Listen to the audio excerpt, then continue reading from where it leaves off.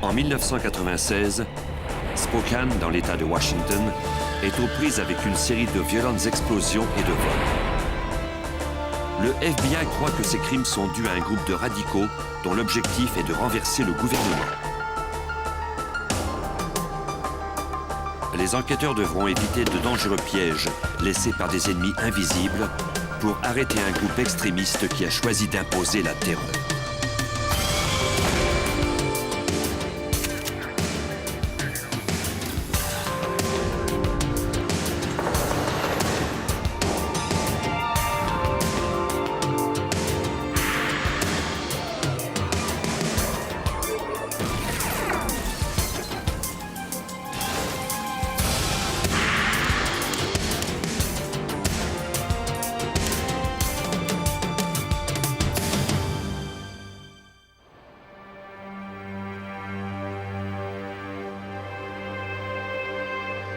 La ville de Spokane, dans l'État de Washington, compte 200 000 habitants.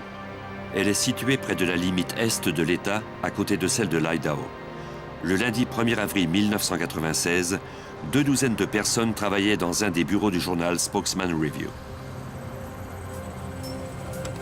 À 14h30, une camionnette se gara derrière l'immeuble.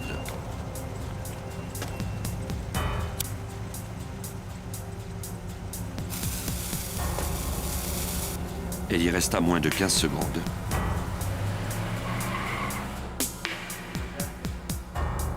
Dans l'immeuble, un reporter finissait de rédiger son article avant de rentrer chez lui pour passer le reste de l'après-midi avec son fils. Il ignorait ce qui les attendait à l'extérieur.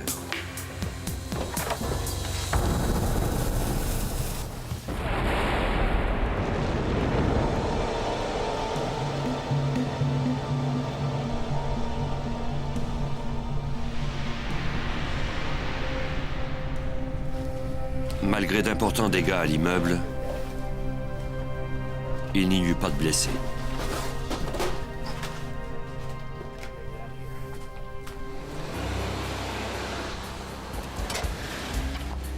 Des unités du bureau du shérif de Spokane répondirent aux appels d'urgence.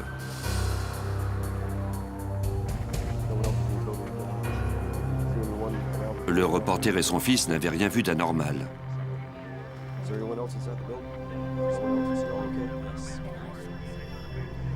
Une employée déclara que quelques secondes avant l'explosion, elle avait aperçu un homme portant une cagoule sauter à bord d'une camionnette blanche qui avait démarré en vitesse pour disparaître derrière l'immeuble.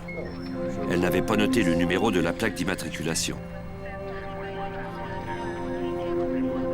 Alors que la plupart des agents se trouvaient dans les bureaux du journal, une camionnette blanche se gara près d'une succursale de la US Bank à Spokane, à quelques kilomètres de là. 15 minutes s'étaient écoulées depuis l'explosion.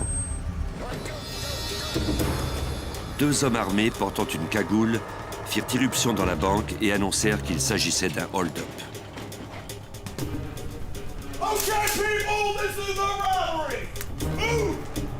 Pendant ce temps, une caissière appuya sur le bouton de l'alarme silencieuse.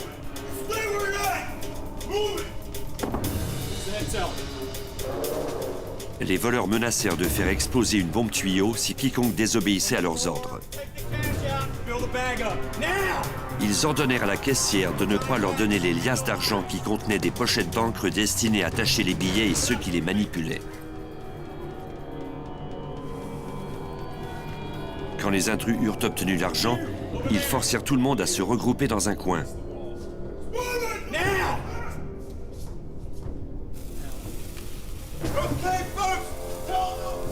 Ils braquèrent leurs armes sur les otages pendant que de précieuses secondes s'écoulaient et que la mèche de la bombe se consumait.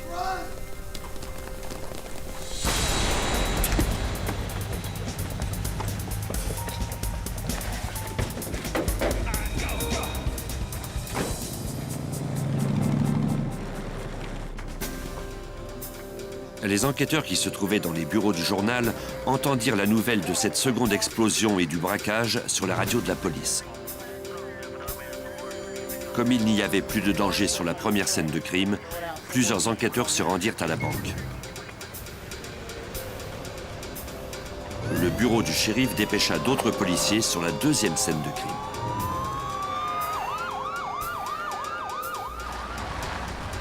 L'agent spécial Mark Cullinan du FBI se rendait alors au bureau du journal avec son collègue.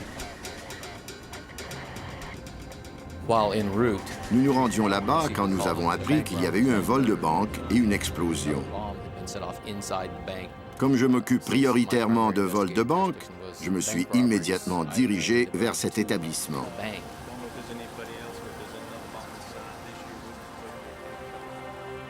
Les employés et les clients étaient en état de choc, mais il n'y avait pas de blessés. Ils croyaient que tout le monde était sorti avant l'explosion. Les enquêteurs n'avaient toutefois pas encore écarté tout danger sur la scène du crime. Le sergent James Godwin, superviseur de l'escouade anti-bombe, devait s'assurer que l'immeuble était sécuritaire avant que les policiers n'y entrent. Nous craignions qu'il n'y ait une deuxième bombe. En effet, chaque fois qu'on a affaire à une bombe, il est toujours possible qu'il y en ait une autre. Les criminels qui utilisent les explosifs laissent parfois une autre bombe destinée aux policiers. L'escouade anti-bombe fouille à la banque et conclut qu'il n'y avait pas d'autres bombes ni de victimes à l'intérieur. On avisa les policiers qu'ils pouvaient entrer et commencer l'enquête sans danger.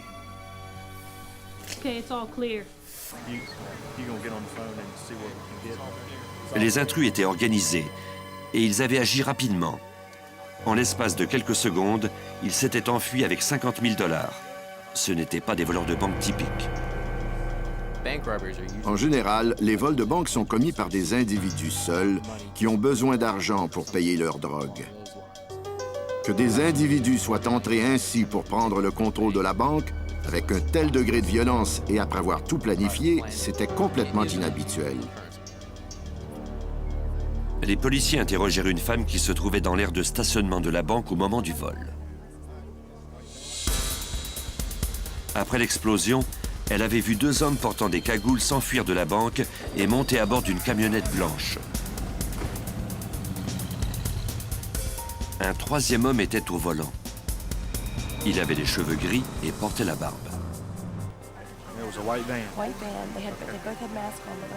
Elle avait eu le temps de noter le numéro de la plaque d'immatriculation du véhicule.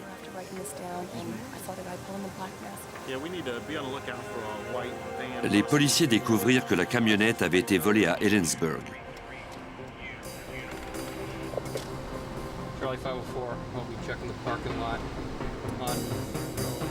Les répartiteurs du service d'urgence de Spokane transmirent la description du véhicule à toutes les unités de patrouille. Les agents commencèrent à effectuer des recherches méthodiques des rues voisines. Au bureau du journal, on interrogea les témoins.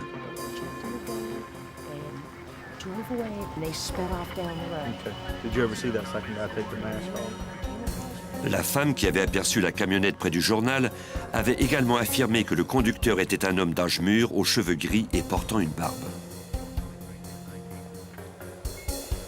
Mais le lien le plus solide entre les deux affaires était sans contredit des dépliants de propagande religieuse, comme on en trouve fréquemment dans le secteur.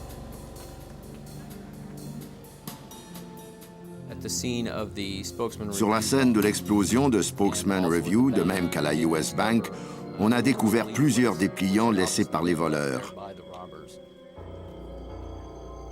La propagande religieuse est très répandue dans le coin. Très souvent, ces groupes distribuent leurs dépliants dans tout un quartier, en les laissant sous les essuie-glaces des voitures, par exemple, ou devant chez vous. Ces dépliants font état de leurs idéaux. Ils essaient ainsi de faire circuler leur message. Mais ce groupe en particulier avait laissé son message avec des bombes et après avoir commis un vol. Les patrouilleurs poursuivirent leur recherche de la camionnette blanche. « 90 minutes après le vol de banque, un des agents retrouva le véhicule dans une aire de stationnement à 1,5 km de la banque.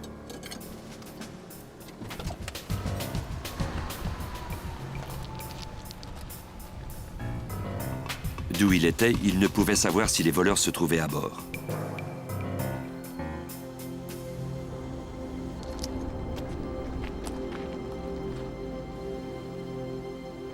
Il n'y avait personne à l'intérieur.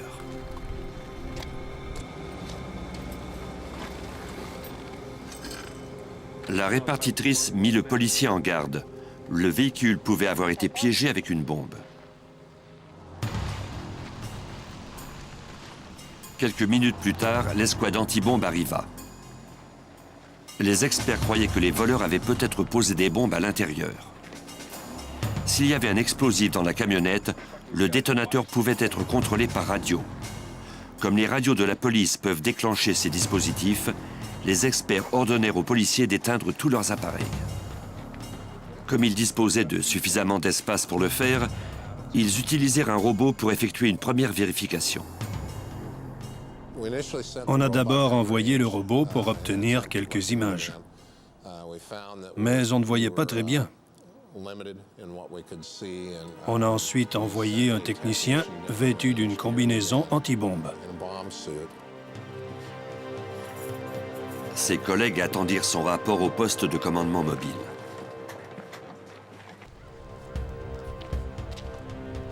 Même dans les situations les plus périlleuses, les spécialistes doivent garder les mains nues pour effectuer les opérations les plus délicates. C'est un des risques de leur travail. Ça sentait l'essence. Il a alors cru voir de l'essence couler de l'une des portières de la camionnette. Ensuite, il a vu un dispositif d'amorçage. Il semblait avoir été placé là pour enflammer l'essence. Comme le dispositif n'était pas contrôlé par radio, les policiers purent rouvrir leur appareil. Attaché à la mèche, le technicien vit le petit dispositif d'amorçage qui devait mettre le feu à la mèche. What would you like to do with it? Looks at this, I can probably ready safe it. Mark, before you go ahead and separate the two, would you let us know that you're going to do it? Afin de préserver tout indice, le technicien mettait sa propre vie en péril.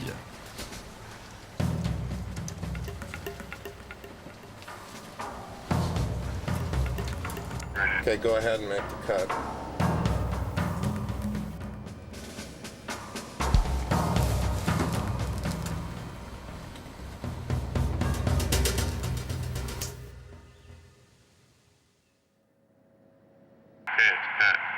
All right, good. Get it out of there.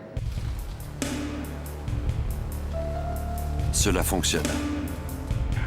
Okay, he's got it. He's got it out of there. Dans la camionnette, les enquêteurs trouvèrent un autre exemplaire du manifeste que les voleurs avaient laissé à la banque et au bureau du journal. Pour l'agent spécial David Bedford, la propagande du dépliant était typique des groupes de la région prônant la suprématie des Blancs. Il y avait tout un prêchi-prêcha sur l'usure, un terme qui nous vient de la Bible et qui fait référence au taux d'intérêt. Mais ce qui était le plus frappant dans ce dépliant, c'était un symbole. Pour analyser ce manifeste, les agents savaient qu'ils pourraient obtenir de l'aide de l'un des reporters du Spokesman Review. Bill Morlin est un expert en groupes extrémistes de la région. J'étudie les groupes racistes du Nord-Ouest depuis 22 ans. Le plus important d'entre eux, la nation Aryan, est situé à 55 km de Spokane, dans le nord de l'Idaho. Il a attiré dans la région beaucoup d'autres groupes, comme ceux qui contestent les impôts, les groupes contre l'avortement, le Ku Klux Klan et la bande Comitatus. Le FBI montra à Morlin le manifeste des voleurs. C'était le credo des racistes blancs. Mais ce qui m'a le plus étonné, c'était ce qu'il y avait au bas de la page.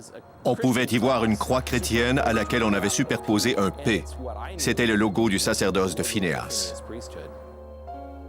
Les individus qui se réclament du groupe de sacerdoce de Phinéas ou de Phiné prétendent commettre leurs crimes en vertu de la loi de Dieu telle qu'ils l'interprètent. Ils peuvent même voler des banques, par exemple, pour financer leurs projets et renverser le gouvernement fédéral. Morlin parla alors aux agents d'une entrevue qu'il avait faite quelques mois plus tôt. Dans le cadre d'un reportage, il avait réussi à rencontrer plusieurs membres d'un groupe extrémiste dans un endroit secret. Ceux-ci ne s'étaient pas identifiés comme membres du sacerdoce de Phinéas, mais leurs croyances étaient semblables. En arrivant là-bas, on a rencontré 7 ou 8 individus, lourdement armés de fusils de chasse automatiques, d'armes de poing et portant des vêtements de camouflage.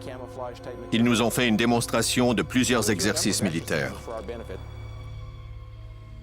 Les hommes lui expliquèrent qu'ils travaillaient en cellule, sans chef officiel ni organisation. L'absence de chef les rendait plus difficiles à retracer par les autorités. Ils déclarèrent qu'ils préparaient une confrontation armée avec le gouvernement fédéral. J'ai alors demandé, mais qu'est-ce qui arriverait si un agent de police vous arrêtait pour une infraction au code de la route et trouvait ses armes après l'un de vos exercices militaires? Et l'un d'eux m'a répondu sans hésiter, je tuerai le policier. Quand vous avez un tel arsenal, a-t-il ajouté, vous courez un grand danger. Et pour protéger le groupe, vous tueriez n'importe quel agent de police. Les agents croyaient que ces voleurs étaient aussi dangereux qu'insaisissables.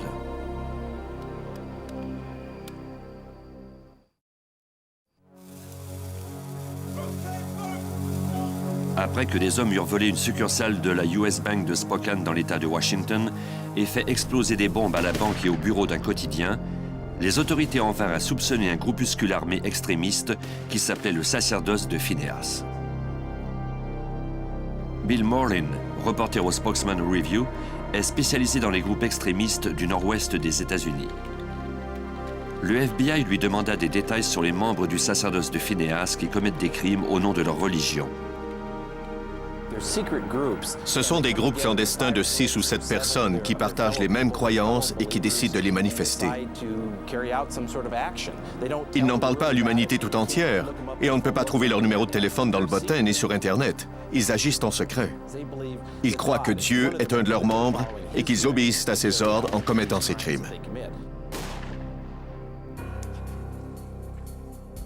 L'agent spécial David Bedford faisait partie de l'équipe d'enquête sur les groupes extrémistes de la région.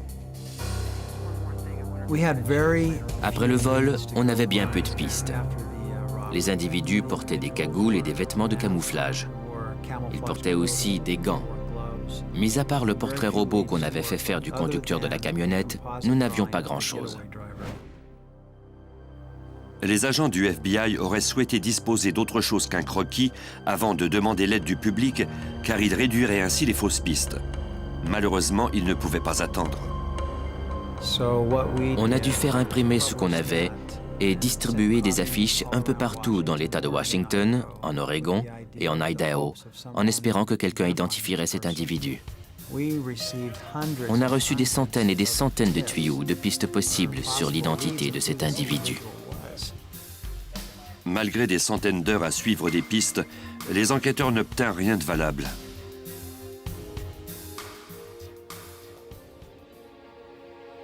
L'affaire ne progresserait pas tant que le groupuscule ne passerait pas de nouveau à l'action. Le 12 juillet, soit 3 mois après les premiers assauts, une femme aperçut un homme portant une cagoule en train de mettre une bombe devant une clinique de Spokane.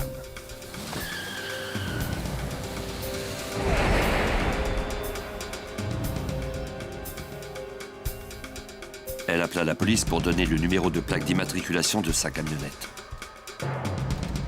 Les répartiteurs de la police dépêchèrent des pompiers et des policiers sur les lieux. Comme une dizaine d'autres policiers, l'agent Dan Spivey se mit en route vers la clinique. Ce que les policiers ignoraient, c'était qu'au même moment, la banque volée en avril était la proie d'un nouveau braquage. Cette fois, il y avait 3 hommes armés plutôt que 2.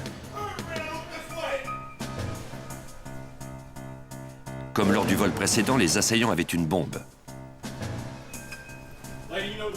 Une des caissières reconnut la voix d'un des voleurs et elle déclencha l'alarme silencieuse pendant qu'elle lui remettait l'argent. Les hommes étaient d'une redoutable efficacité.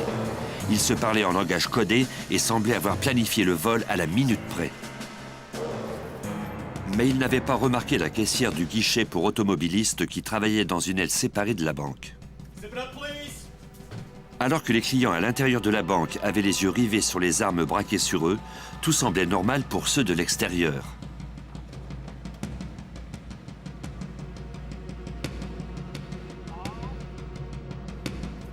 La caissière du guichet extérieur espérait que les voleurs n'avaient pas entendu la voix du client sur le haut-parleur et que celui-ci pourrait l'aider. Elle ignorait si le client comprendrait ses gestes et s'il l'aiderait ou s'enfuirait. À la banque, les assaillants échangèrent quelques mots et déclarèrent que c'était un code bleu. Ils s'enfuirent avec 37 000 $ en argent liquide et la bombe qu'ils avaient apportée.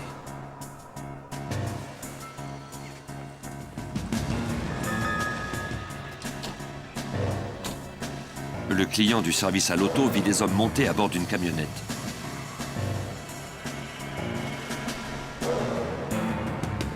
Il les prit en filature pendant qu'il appelait le service d'urgence. La répartitrice de Spokane conseilla à l'homme de ne pas courir de risques inutiles. Celui-ci lui dit qu'il suivrait le véhicule à bonne distance jusqu'à l'arrivée des policiers. L'agent Dan Spivey se dirigeait vers la banque quand on lui annonça qu'un client poursuivait les voleurs. La répartitrice nous a annoncé qu'un homme muni d'un portable avait pris les suspects en filature. Ainsi, on retransmettrait les informations à tous les patrouilleurs.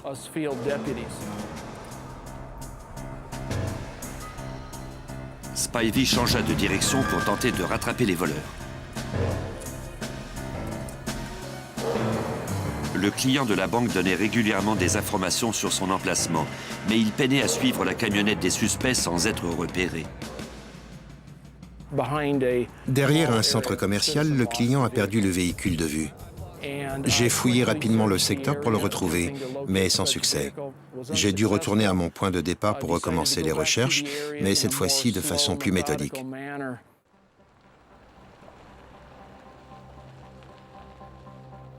Après 1 heure de recherche, Spivey entra dans un garage au nord du centre-ville. J'ai vérifié à l'étage supérieur et à l'une des extrémités, j'ai cru apercevoir le véhicule suspect. Excuse me, ma'am.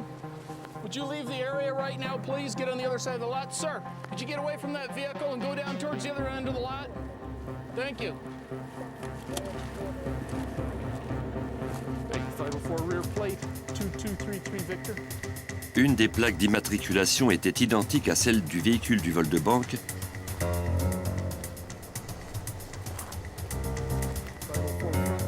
et l'autre à celle du véhicule de la tentative d'explosion de la clinique. Il ne semblait y avoir personne à bord. I'll be backing off and standing by.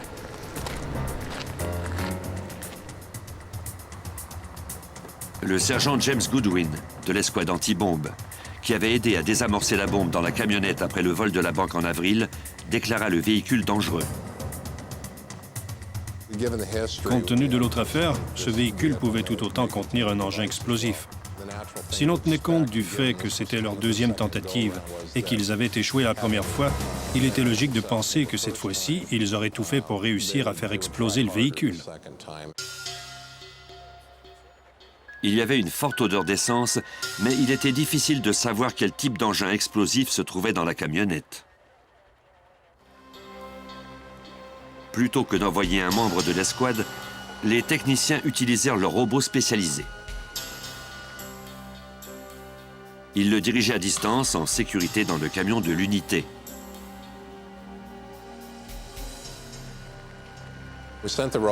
On a envoyé le robot pour voir ce que contenait le véhicule. L'appareil était muni d'une caméra vidéo. C'étaient les yeux à distance de l'escouade anti-bombe. Les techniciens téléguidaient le robot afin de voir ce que contenait la camionnette.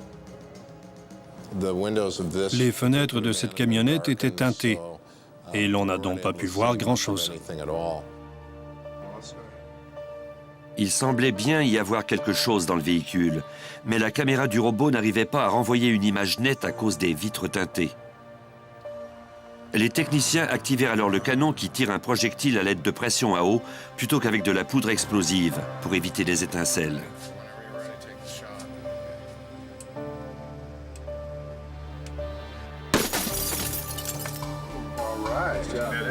Les robustes pinces du robot servirent à retirer les éclats de verre.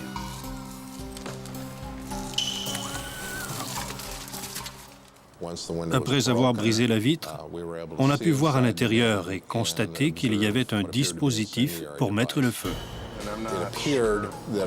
On aurait dit que cela devait allumer un incendie dans la camionnette, ce qui aurait détruit beaucoup d'indices.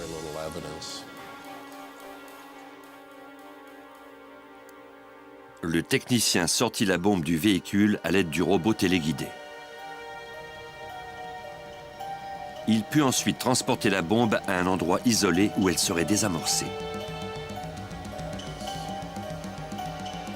On utilisa de nouveau le canon à eau.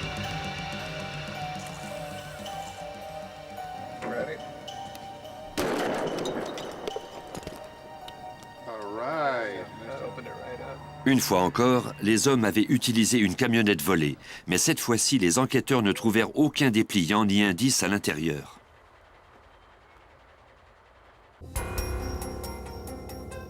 Bien qu'il y ait eu 3 assaillants lors de ce dernier braquage, le FBI croyait que c'étaient les mêmes individus qui avaient volé la banque 3 mois plus tôt.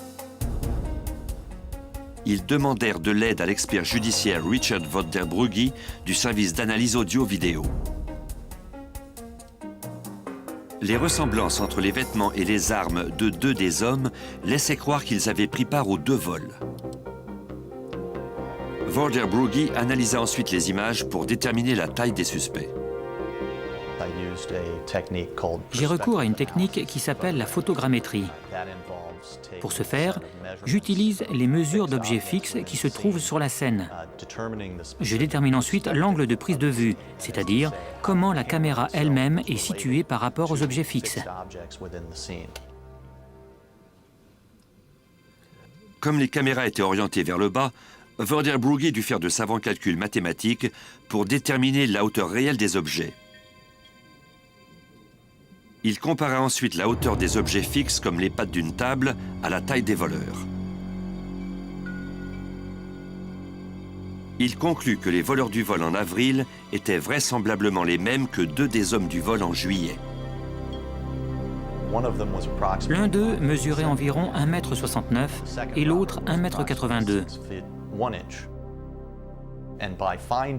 Le fait que j'ai établi que ces individus étaient de même taille dans les 2 cas nous a permis de renforcer la thèse selon laquelle les mêmes types avaient commis les 2 vols. Pour aider à la capture de ces terroristes, la US Bank offrit une récompense de 100 000 $. Malgré cette récompense, 1 mois s'écoula sans qu'on trouve de nouvelles pistes. Les agents croyaient que les terroristes s'entraînaient et se préparaient à leur prochain coup.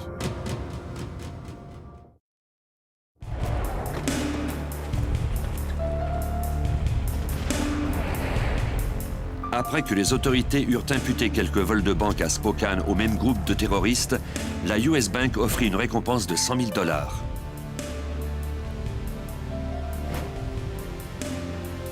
Le FBI fit alors publier un portrait robot du conducteur de la camionnette ayant servi à la fuite des voleurs.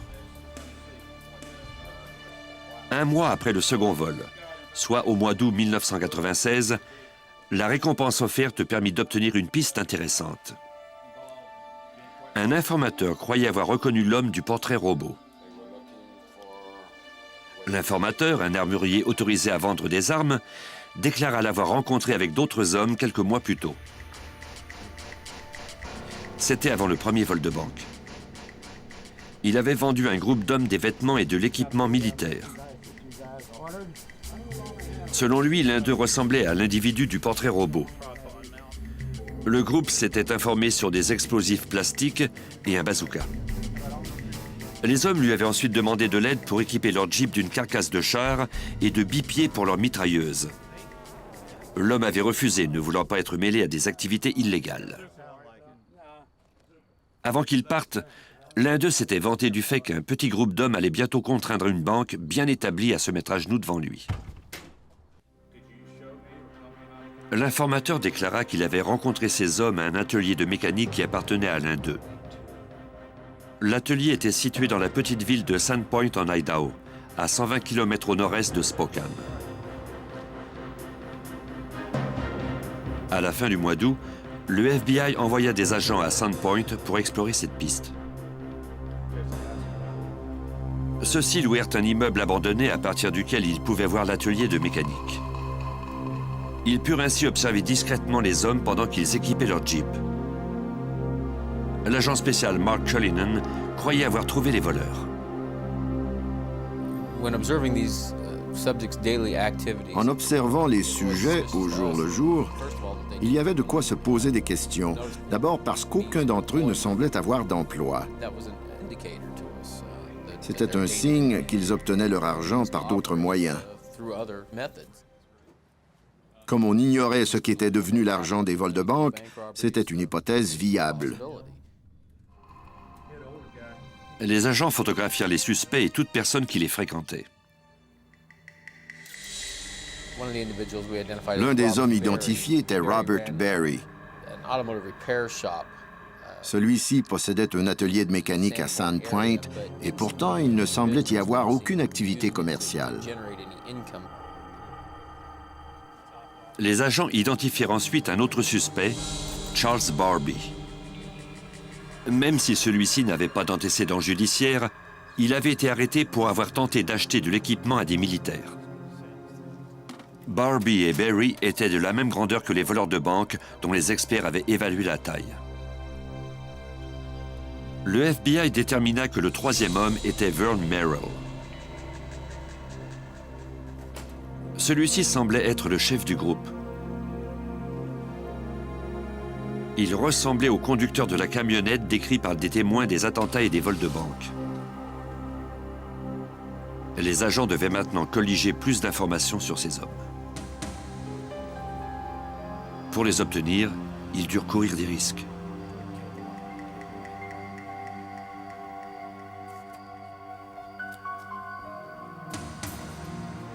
Un soir, au début septembre, après que les suspects eurent quitté l'atelier, l'équipe de surveillance installa une caméra cachée sur un poteau téléphonique derrière l'atelier. Les agents ne savaient pas s'il y avait des pièges dans les environs et ils ignoraient aussi s'ils étaient surveillés. Ils purent terminer sans encombre.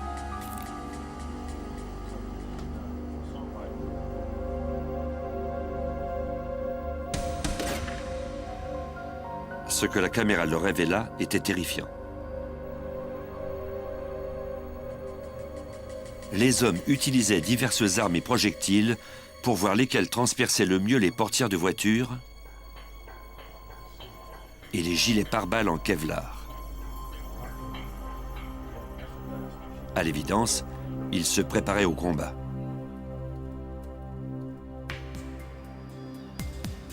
Au cours de cette opération de surveillance qui dura quelques semaines, le FBI épia les suspects du haut désert et par voie terrestre lors de leur déplacement dans plusieurs villes du Nord-Ouest.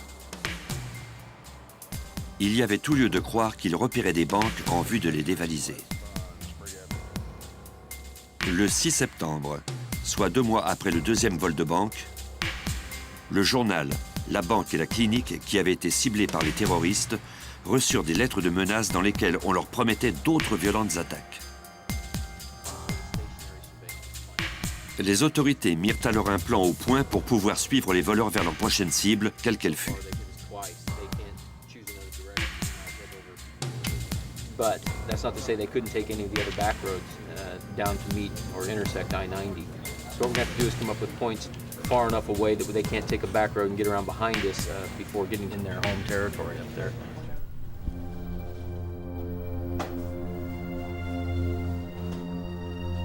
Un mois plus tard, soit le 8 octobre. Les agents qui surveillaient les suspects croyaient qu'ils en étaient aux derniers préparatifs d'un autre vol de banque. Okay, listen up, units. They're all leaving now. 3 white male occupants. Pulling out the front gate. Ils contactèrent l'agent spécial David Bedford. They're leaving now. Un agent m'a appelé pour m'annoncer qu'ils chargeaient leur véhicule. J'ai alors contacté plusieurs de mes collègues pour leur dire de sauter dans leur voiture et de se diriger vers Sandpoint. Quelque chose allait se produire et on devait tous s'y rendre le plus vite possible pour les surveiller, car on ignorait où ils se dirigeaient. Le FBI repéra les suspects alors qu'ils quittaient Sandpoint pour se diriger vers l'ouest. Par les plaques d'immatriculation de la camionnette, on pouvait deviner qu'ils s'apprêtaient à commettre un crime. Les plaques n'étaient pas les mêmes à l'avant et à l'arrière. De plus, elles provenaient de véhicules volés. Cela rendait toute l'opération encore plus urgente. Les agents suivirent les hommes sur 600 km en direction de l'ouest jusqu'en Oregon.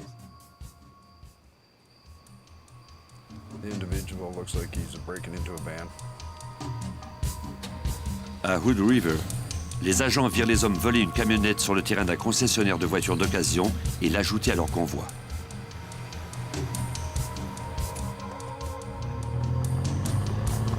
Si les agents ne se trompaient pas, les suspects allaient utiliser cette camionnette volée pour dévaliser une banque et ils l'abandonneraient ensuite.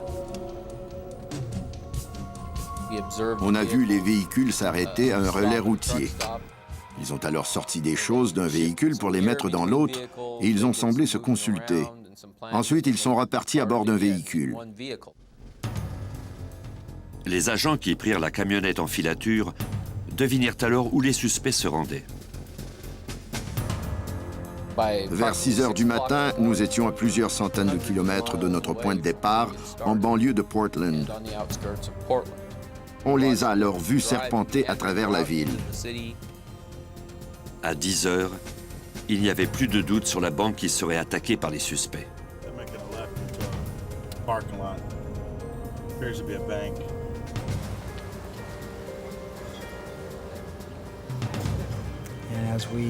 On les a vus arriver dans l'aire de stationnement de la banque et l'on a avisé les responsables de l'établissement. Ils ont aussitôt verrouillé les portes et gardé tous les clients à l'intérieur. Nous projetions de les arrêter alors qu'ils descendraient de la camionnette et tenteraient d'entrer dans la banque. Les agents attendirent que les suspects passent à l'action.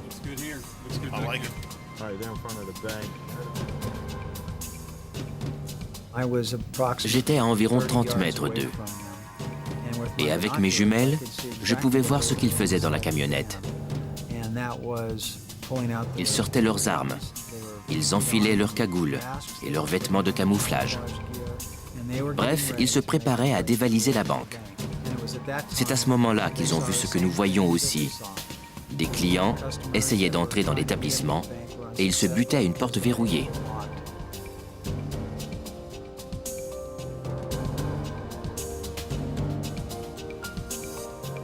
Les suspects suspendirent les opérations. Les agents en place appelèrent pour connaître leurs instructions.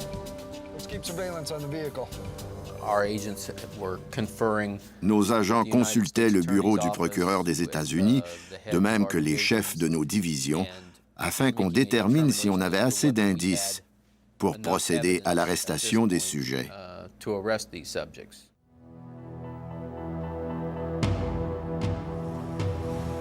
Pendant ce temps, des unités de surveillance suivirent le véhicule volé et virent les suspects monter à bord de leur Suburban. Ils ont repris la direction de l'État de Washington et nous les avons suivis. Bientôt, les agents eurent l'autorisation de procéder à une arrestation. Il leur restait à attendre l'occasion la moins risquée.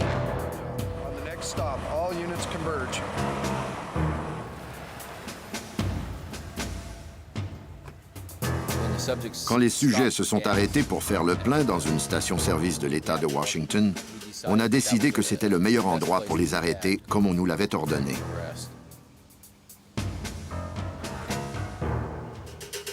Mais avec des suspects armés aussi violents, rien ne garantissait que l'arrestation serait facile.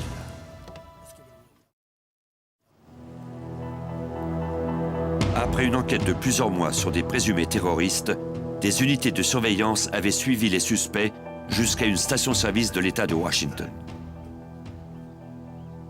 2 des suspects restèrent dans un de leurs véhicules, pendant que le 3e entrait dans la station-service. L'agent en chef mit alors l'opération en branle.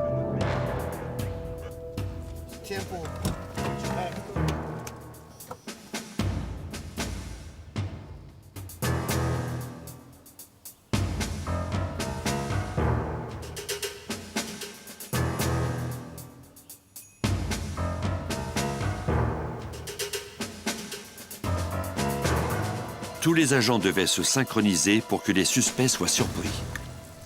FBI, you're under arrest. FBI, freeze the wheel. Hit the car. Freeze. Hands on the wheel. Hit the car, sir. Put your hands on the car. The bed of the vehicle. Put your hands on the car. Vern Merrill, Robert Berry et Charles Barbie furent arrêtés sans opposer de résistance. L'agent spécial David Bedford découvrit alors que les choses auraient pu très mal tourner. À la suite des arrestations, on a fouillé leur véhicule et trouvé des grenades à main, des milliers de cartouches, environ une demi-douzaine d'armes différentes, des masques à gaz, des canettes de gaz lacrymogène. Ces types étaient vraiment prêts à tout. Les agents trouvèrent également une lettre de menace adressée à la banque de Spokane qu'ils avaient dévalisée à 2 reprises. Malgré ces 3 arrestations, le FBI savait qu'un dernier suspect courait toujours. Une des questions à laquelle nous n'avions pas encore répondu, c'était qui était le 3e homme qui était entré dans la banque le 12 juillet, en plus du conducteur. On ne savait pas qui était cet individu. Les agents interrogèrent des amis et des relations des 3 hommes arrêtés. Ils apprirent alors que le 4e individu était vraisemblablement Brian Rattigan. Une des choses qui inquiétait les agents du FBI, c'était l'expérience militaire de Brian Rattigan. Apparemment, il avait subi un entraînement de tireur d'élite. L'enquête qu'on a menée sur lui a été par conséquent très prudente, très réfléchie. Ceux qui connaissaient Rattigan déclarèrent qu'il était lourdement armé, bien entraîné et paranoïaque de surcroît. Le FBI, tout comme la famille du suspect, voulait à tout prix éviter une confrontation violente. On a demandé l'aide de la famille de Brian Rattigan. Après avoir discuté avec les membres de sa famille, ils en sont venus à la conclusion qu'il serait dans le meilleur intérêt de Brian qu'il soit arrêté.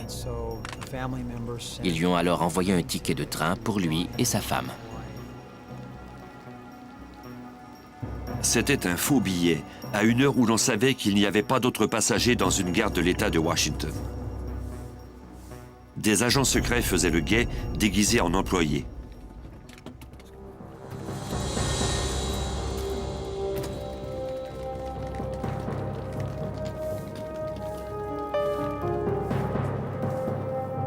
Quand Rattigan baissa momentanément sa garde, ils passèrent à l'action.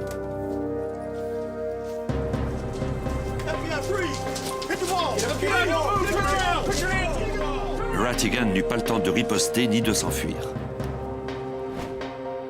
Lui et ses complices seraient jugés pour leurs crimes, mais pas pour leur opinion politique ou religieuse.